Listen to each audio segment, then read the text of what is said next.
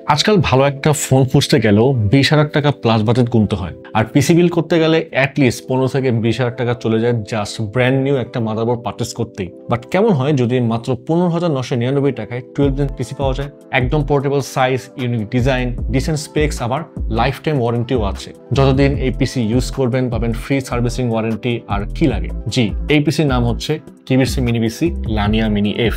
সাইজে ছোট হতে পারে, বাট পারফরমেন্স দিক থেকে এটা আপনাকে বেশ এগিয়ে রাখবে, কারণ এইভাবে এটা স্পেক্সটা ডিজাইন করা হয়েছে মাত্র 15,000 টাকার বাজেটে, যেটা একদম সলিড ভ্যালু ফর মানি।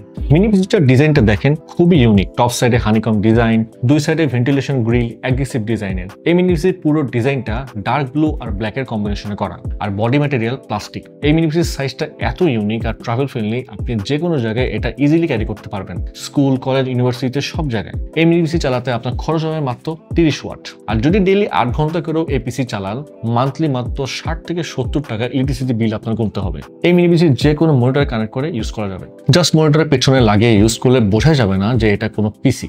আপনার ডেস্ক হবে একদম ক্লিন।